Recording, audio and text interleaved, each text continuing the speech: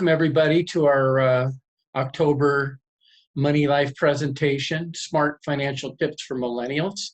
I'm your presenter this evening, Jim Allen. I am a certified financial planner and director of financial planning for Anchor Bay Capital. And we're doing something a little bit different this evening. The bulk of these presentations have been focused on pre-retirees, or people who are looking to leave the workforce. So we thought tonight what we would do would be to shift the focus to younger adults, the millennial and younger generations who are just starting their working career. So they're just entering the workforce, or they're just entering their prime earning years. And so we wanted to provide some financial tips for those of you that are just getting started in your financial lives, and hopefully give you some advice that will put you on a sound financial footing. Because what we've seen, I've been doing this for over 30 years, is that if you get off to a good start, then you're typically going to be financially successful.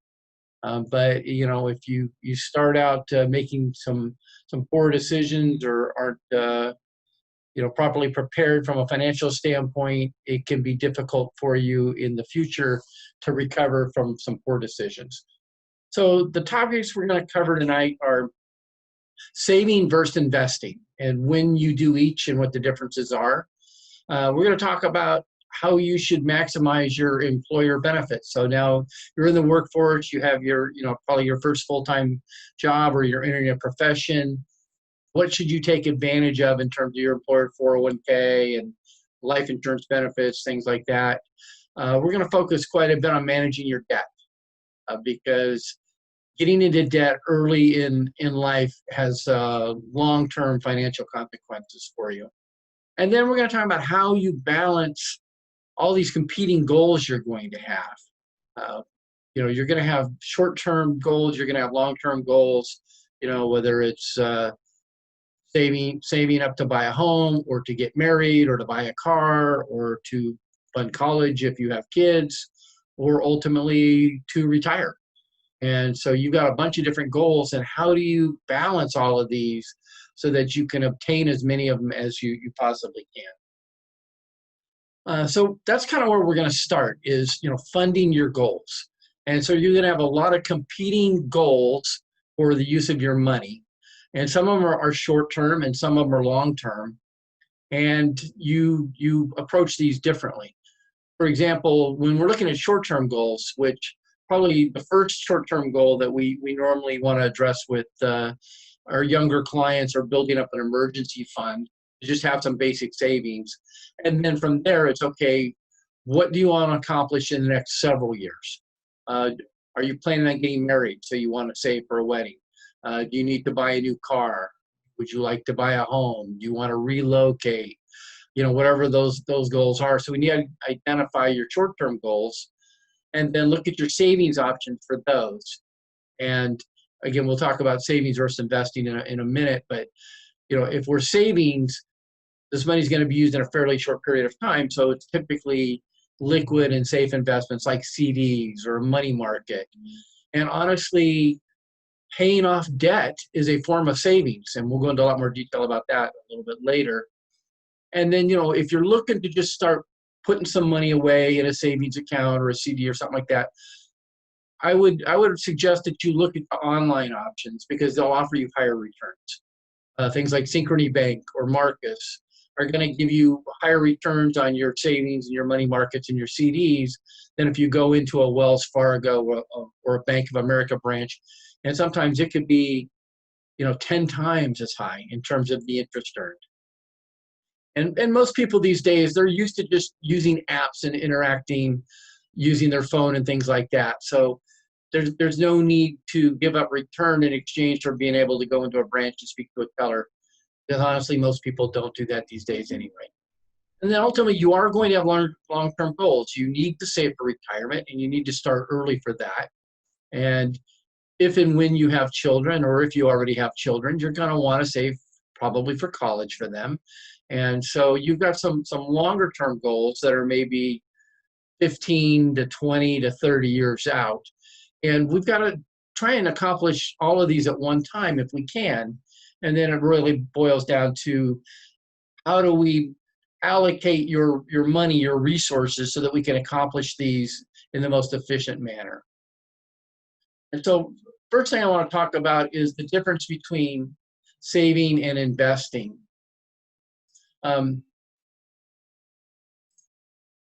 So, the savings is, again, as I talked about, for the short-term goals. So it's, you're typically going to have low risk or no risk investments. So yeah, in exchange for safety, you're giving up the opportunity for a return. And that's just a reality, and that's okay. If we're going to need the money in 3 years because you're getting married, then we can't afford to have that money lose 30 or 40% because you need it at the wrong time, and we have a COVID pandemic and the stock market just crashed. So savings are for those short-term vehicles or for your emergency fund. Ideally, we want to get some sort of return on it. We want to try and maximize that as much as we can, but we don't want risk. And so we're going to accept a lower return in exchange for a lower risk. Now, investments have risk, meaning that you can lose money with an investment. That's really the big difference between a savings vehicle and an investment vehicle. An investment vehicle, you can lose money. And because you're taking the risk that you could lose money, you expect a higher return. And so, you're not going to put money into something where you could lose a lot of money, but you can't really make any money. That doesn't make any sense. So that's the difference between saving and investing. And virtually all investments have some risk to them. So, you're aware of the stock market and the ups and downs of individual stocks and mutual funds and things like that. But then you think you have safe investments like bonds. And those actually fluctuate in value as well. And they're tied to interest rates. So if interest rates go up, bond values go down, and vice versa. So even things like bonds have risk to them. So that's kind of the expectation is, if you're going to assume risk and you're going to expect a higher return, then we're going to do that for your longer term goals, not necessarily for the money you're going to need in the next couple of years. And so our smart tip number one is to let compound interest work for you. So this really is probably the most important concept that we're going to talk about today. And so essentially, and I'll show you some examples here in a second, but what we mean by compounding is your money is earning money. And so the sooner that you start some kind of systematic program and letting that money grow, the more you're going to accumulate. And you could be doing this in a bunch of different ways. It could be in a college savings plan, or what's called a 529 plan. It could be in a Roth IRA. It could be in other retirement plans like your 401k or a Roth 401k at work. Or it could just be in your plain old vanilla brokerage account where you're just putting money away each month and you're investing it. And you kind of set it and forget it, and ideally let it grow. And so if we're looking for those longer term goals, things like college and retirement, we can do that. We can invest for maximum growth. We can ignore current fluctuations, and we can just let that money grow. Because if you're not going to need it for 15 to 20 years, who cares what the market's doing this year or next year or the year after? Over long periods of time, you're going to earn on average between 7 and 10%, depending on how your investments are allocated. There will be fluctuations along the way, but on average, you can expect, if you're primarily in equities or stocks, you can expect those kind of returns over a long period of time. Short-term goals are saved for, not invested. Again, if you're going to need the money in 2 or 3 years, you don't want to put it in the stock market because, on average, the stock market goes up over extended periods of time, but it fluctuates wildly. For example, this year, it's been down 40%.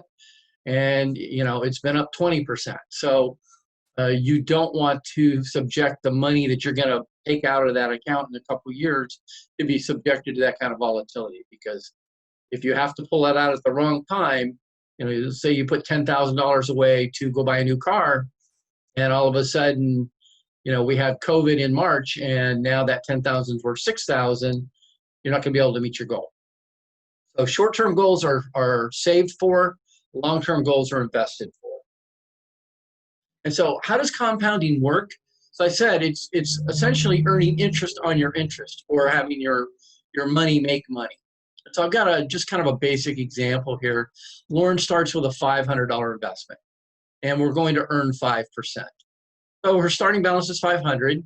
She earns 5% for that year, so that's $25. So at the end of the year, Lauren has $525. But with compounding, her $525 is earning 5%. So the second year, now she's earned $26.25, so she's up to $551.25. And you can see in the fifth year, she had $607.49 at the start of the fifth year. She's earning 5% on that, so that's $30. So now by the end of the fifth year, she's up to $637.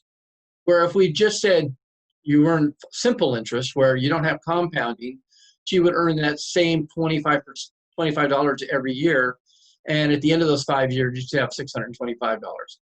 So she earned an extra $12 simply because we had compounding. And this is a very simplified short-term example where it really comes into play is over a long period of time and depending on the return. So here's kind of the same example. We're starting with $1,000, and we're looking at various time horizons here. So let's just say this is for a retirement goal, and so we've got a 30-year time horizon. You're in your early 30s now. If we only earn 1% on that $1,000, 30 years from now we only have $1,347. However, if we earn 5%, now we're up to $4,322, or we've quadrupled our money over those 30 years. But if we can earn 10%, meaning every year we're earning a 10% return that's compounding, at the end of those 30 years, now we have $17,449, or 17 times the return almost. And so that's the benefit of compounding. So the earlier you start, the better off you're going to be. And again, it's just systematize it. Whatever you can afford to put away, and our job at Anchor Bay is to help you figure these kinds of things out, and then just let it grow for long periods of time. You're able to achieve your financial goals much easier. And as I mentioned, starting early is really probably the one most important principle that we're talking about tonight. Let me give you an example here. So we've got two people, Lauren and Brandon. So Lauren starts with $1,000 at age 25, and she saves $100 a month for 10 years. So she saves from 25 to 34, $1,200 a year, and then at age 35 she stops. So over those 10 years between her initial contribution and the $100 a month, she put in $13,000. And let's assume she invests in just your basic mutual fund that earns on average 7%. So how much does she have at age 45? So we contributed for 10 years, we stopped contributing, we let it grow another 10 years. How much does she have? So maybe this is college funding for her kids or something like that. Well, we would have $39,678. So we put in 13, and over that 20-year period, we've tripled our money. We have $39,000. Now let's look at Brandon. He starts with the same $1,000 at 25, and then he waits until he's 35 to start contributing the $100 per month. So he puts in $1,000 initially, he doesn't do anything else, and then 10 years later says, oh, you know what, I can afford to start putting money in again, and then he starts putting $100 per month out after 10 years. So Brandon and Lauren have both put in $13,000. They both earned the exact same 7%. But how much does Brandon have at age 45? Again, they've contributed the same amount, they've earned the same return. How much does he have? Well, it's only $21,362. Why? Brandon lost 10 years of compounding between ages 25 and 35. where Lauren had that compounding for those 10 years, and then she stopped contributing, and she ends up with almost 50% more money. And so that shows you the importance of compounding and of starting early. So if you can just start contributing money into whatever vehicle makes the most sense for your goal, and let it grow and make as much money as you possibly can based on the risk you can afford to take, you're going to be much better off. Okay, so that's compounding. So that's something you definitely want to take advantage of. Just start socking away whatever you can as early as you can. And then, we have to consider the amount of risk you can take and your time horizon and when you're going to need the money, those kind of things. And so then our next smart tip is to maximize your employee benefits. So if you're working and your company offers a 401k or similar vehicle, if you work for the government, it's a 403b or 457. There are different versions for different types of businesses, but essentially they're all like 401ks. At least take advantage of whatever your employer 401k is matching. So if the 401k says we'll match $1 for every dollar you contribute up to 4% of your pay, that means if you contribute that 4%, you're going to end up with an 8% contribution because the employer is putting in 4%. So typically at a minimum, we're suggesting that at least try and make that contribution so that you get the maximum match. After that, then we have to evaluate, you've got competing goals. Should we put more money in the 401k and fund retirement, or do we need to use that money for other purposes like maybe saving for a house or saving for a wedding or saving for college? So at a minimum, take advantage of the employer 401k match. And then if you have the option, and most plans do these days, you could put the money in a regular 401k where the money that you put in is pre-tax, meaning it doesn't count as part of your salary for the year. But a lot of them also offer what's called a Roth 401k option. And so with a Roth 401k option, you don't get that tax deduction going in. So you're going to pay tax on that money. So let's say you're going to put in $5,000 over the year. Let's just say you make $40,000 a year and you're going to do a $5,000 contribution to your 401k. So if you do a regular 401k, from a tax standpoint, you only made $35,000 because that $5,000 you put in your 401k was pre-tax.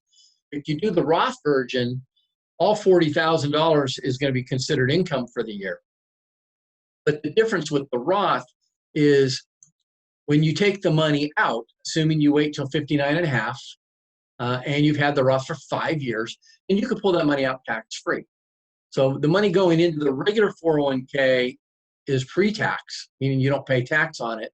But when you pull the money out down the road after 59 and a half, you're going to have to pay income tax. So you're not paying tax on the contribution, but you're going to have to pay tax on all the growth. The opposite with the Roth is you're going to pay tax on the contribution, but you don't have to pay tax on the growth. Which one's better?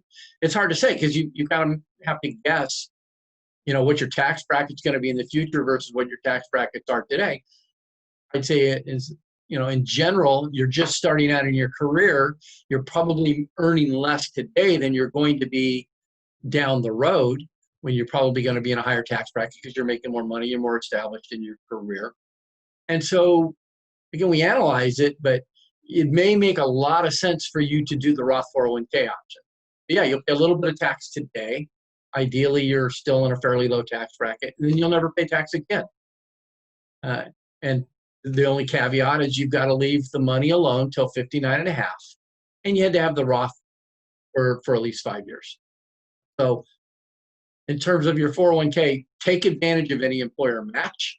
At least contribute up to whatever the match is going to be. If you have a Roth option, it probably makes sense to use that Roth option. And again, we can help you analyze that and figure that out. And then finally, if you're married or you have kids or both, you probably have a need for some life insurance. And typically, we would recommend you just go out and buy a low-cost term policy just to cover your, the loss of income needs or whatever. And if your employer is offering life insurance, as like a group term policy, that's probably going to be less expensive for you than going out and trying to buy it from, an insurance broker or something like that. So again, we analyze it to see what the costs are, but usually it's going to be more cost effective for you to take advantage of any employer offered life insurance than it would be to go out and buy your own policy. So take advantage of anything your employer's offering you in terms of matching contributions, Roth 401k options, group life insurance, health savings plans, all of those kind of things. You want to take advantage of those as much as possible. Okay. And then, we just kind of talked about the differences between a Roth 401k and a regular 401k. You also have the option when it comes to saving for retirement to do an IRA or individual retirement account. And you have the same choices. You could have a Roth IRA or you could have a regular IRA. And so with the regular IRA, like the 401k, normally if you contribute, you get a tax deduction. And so you can contribute up to $6,000 in a regular traditional IRA. And in most cases, not all, but in most cases, you would get a tax deduction for that. You're reducing your taxable income by $6,000. The downside, when you go to take the money out down the road, you'll pay income tax on those contributions plus all of that growth, and you're forced to take the money out at age 72. The alternative is, I can put that same $6,000 in a Roth IRA, and yes, I'm not getting a deduction, and I'll pay tax today, but I'll never pay tax again, after age 59 and a half in 5 years. The other nice thing about a Roth IRA is if you make a withdrawal, even before 59 and a half, the first thing that comes out are your contributions. So let's say you're putting, $5,000 a year into a Roth IRA and you do that for 10 years.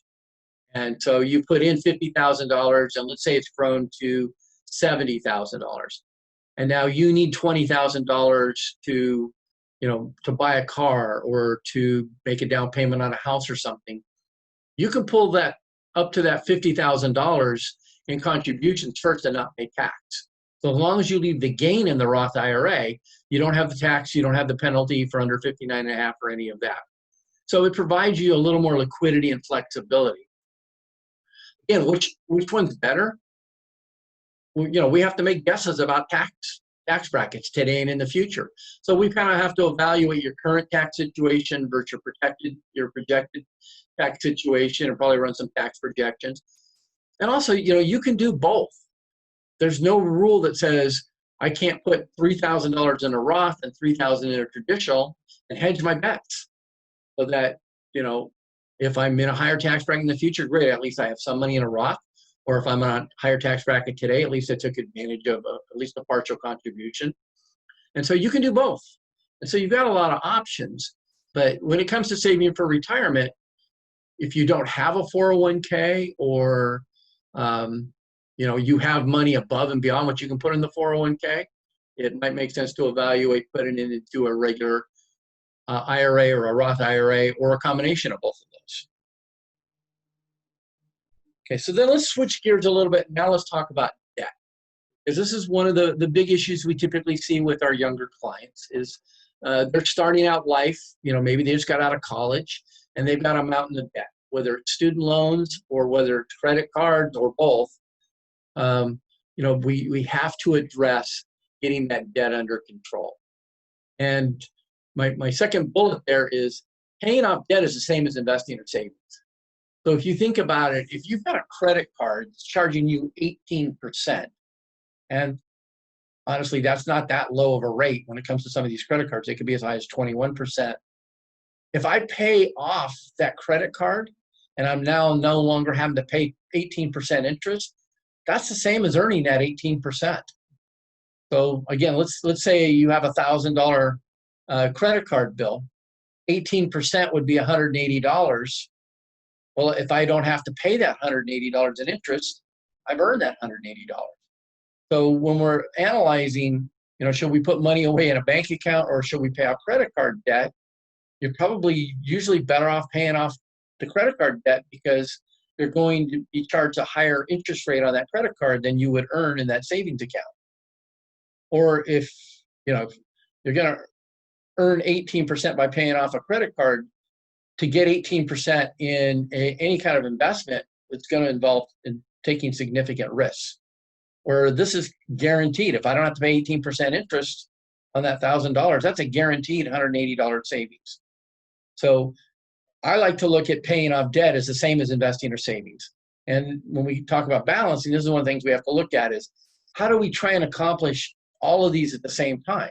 How do we pay off your debt? How do we put money in savings for your short-term goals? And how do we, at the same time, at least start putting some money away for your long-term goals? And so that's where it becomes kind of a big puzzle, and we can help you put that puzzle together. And, we talked about compound interest and how letting your money earn money can help you accumulate money a lot faster. It works against you if there's debt. Because if you owe interest and you don't pay off that interest is accruing interest, and now your debt is snowballing. And it works the exact same way as investing and compounding, but only in the opposite direction, where you end up owing more and more and more. And then also, excess debt can wreck your credit score. And when you're starting out in life, one of the things that you really want to do is to establish good credit. So when the time comes to buy a house or a car or whatever, you've got good credit. And so having too much debt for too long can ruin your credit score. So let's talk about being smart about your credit cards, because it's very easy for anybody who has a credit card, and banks and credit card companies, they're not super strict about who they'll issue a card to. So you can just go out to dinner and say, you know what, I'll just charge it, so I'll spend more than I typically would. Or you see something you want to buy at a store, you'll just whip out the credit card and you'll buy it, and then not think about the long-term consequences of that purchase.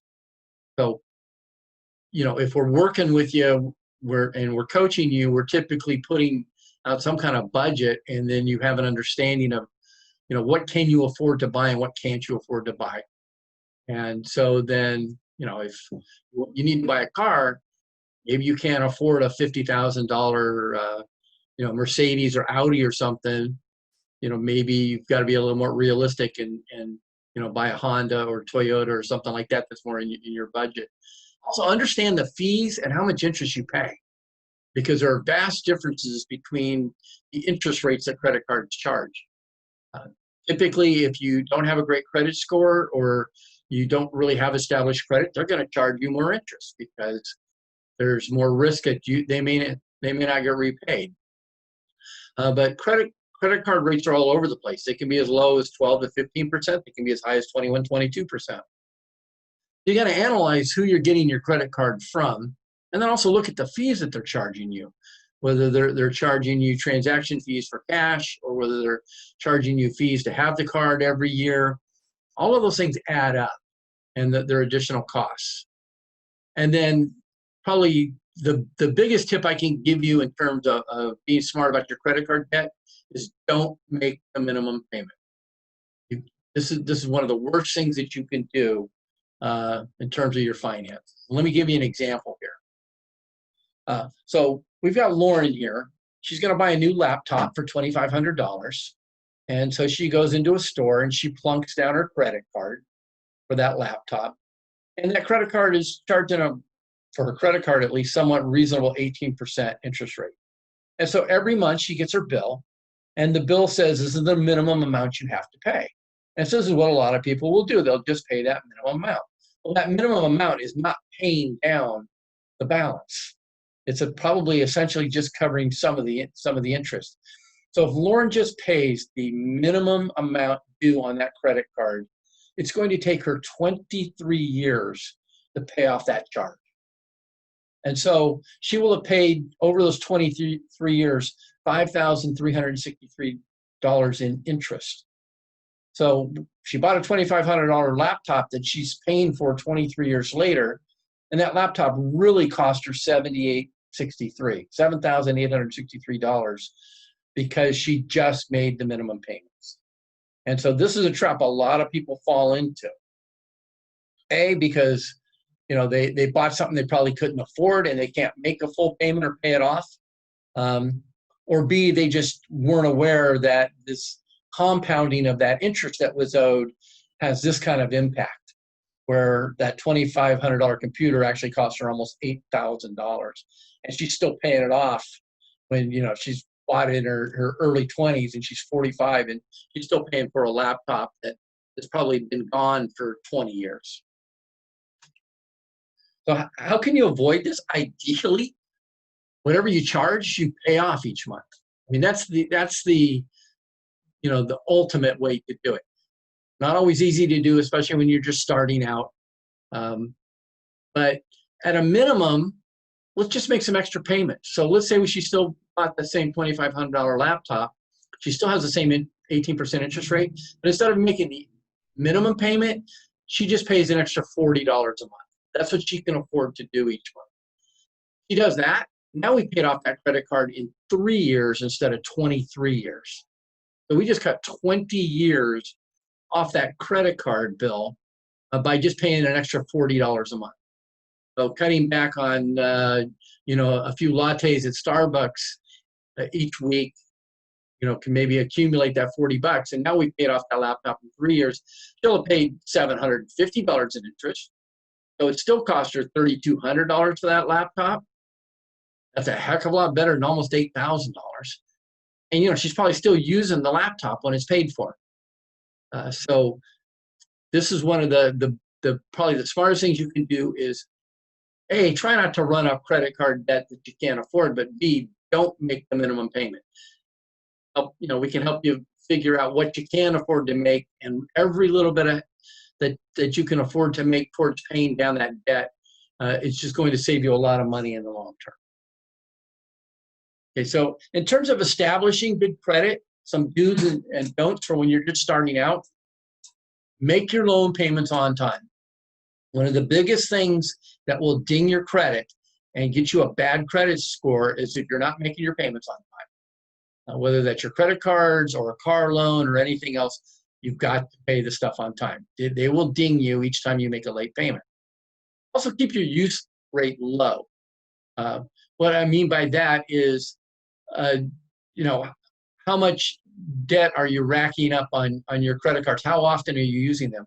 Ideally, if you can just keep it to 10 to 20% of your purchases, then they won't nick you. But if they see that you're using all of these credit cards that you have at high rates, that reduces your credit score.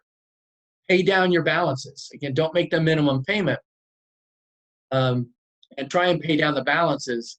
If lenders see that you're actually trying to pay off these credit cards and you've got a history of paying them down rather than growing, that helps you with your credit score. Also, have different types of credit. And so, what we suggest here is, yes, you definitely should have some credit cards, but, maybe it's like a Visa or MasterCard. Maybe it's also some kind of, retail, credit card, like a revolving line of credit. And also, if you can have things like car loans. So different types of credit, that helps you establish credit. And it's only going to help your credit score. And again, only apply for credit when you need it. So the things you don't want to do, you're going to get offered a lot of credit card deals. They're going to send you things in the mail or an email that says, hey, you're approved for a credit card. If you end up with too many credit cards, even if you're not using them, that hurts your credit score. As do the inquiries. Every time you sign up for one of these credit cards, they do a credit check. That also hurts your credit score. And don't carry balances on a bunch of multiple cards. Ideally, use one card, try and use it for everything that you possibly can, and then pay it down as best you can. I just showed you what happens when you just make the minimum payments. So don't have 10 different credit cards all with balances. Try and stick to one card that gives you the best combination of low fees, low interest rate, maybe some perks like miles or points or something like that. And then don't just have credit card debt. As I mentioned, they look favorably on people who have credit in a bunch of different ways, whether it's credit cards or charge cards, which are revolving credit, home loans, auto loans, all of those kind of things. that's a more well-rounded person, and that has a positive impact on your credit score. Where just having a bunch of credit cards is going to negatively impact your credit score. Okay, so kind of the last topic I want to talk about then is balancing your goals. So you're just starting out. You're going to have a lot of things you're going to want to do. You're going to need an emergency fund. So, if you need to repair your car or replace your car, or you need to buy a new laptop or cell phone, how can you do that? Can you pay cash for it, or rather than going out and charging it on your credit card? So we want to have an emergency fund of at least some amount. So that's kind of typically the starting point. Whatever we can afford to sink away each month, let's start with that until we've built that up, so that if you have some kind of financial emergency, you can at least partially pay for it, if not fully pay for it with cash. Then the next goal is typically paying off that debt, whether it's your student loan debt or your credit card debt or both. And there we prioritize paying off the highest interest rates items first. That 21% credit card, then the 18% credit card, then maybe the 8% student loan. And so once we've got the emergency fund kind of started, then we set up a plan to pay off debt. And then we'll look at, okay, short-term goals. You want to buy a house in 5 years, or you want to get married in 3 years, or you're going to need to buy a new car. Okay, what can we afford to set aside for that? And then finally, the long-term goals, which is typically, for most people, it's retirement, and it may also be, if you have children, funding their college. But we kind of want to prioritize these in this manner. Typically, paying off that debt and getting an emergency fund are the highest priority. And so if we can accomplish those two, great. And if we have some money left over, then we'll look at, okay, setting money aside for your short-term goals. And then finally, ideally, we can put a little bit away for your long-term goals and for retirement, maybe up to that employer match in the 401k. But you do have time to fund retirement and longer-term goals. Those other priorities are typically more important, at least starting out. And so create your emergency fund, pay off your debt, save for your short-term goals, invest for your long-term goals, and save for retirement. Maybe we can do all of these. And again, it's just kind of figuring out the right balance for you. But typically, we're going to prioritize paying off that debt and creating that emergency fund as highest priority. Then the other thing we have to look at, and when we're looking at your investing, current and future taxes. Again, if you're in a low tax bracket today, then we take advantage of things like Roth IRAs and Roth 401ks, versus what your job prospects are in the future and what kind of money you're going to be making. And so that factors into putting together that budget for you and that cash flow plan. So then finally, you're young, you're just starting out, you don't really have like money to invest or anything at this point. So typically you think, I don't really need any financial plan. Actually, you do. And so it's just different than, say, our pre-retiree clients, where we're focused on getting them ready for retirement, making sure they have enough money. With you have a lot of needs, and they're complex needs. And we can definitely help you with these.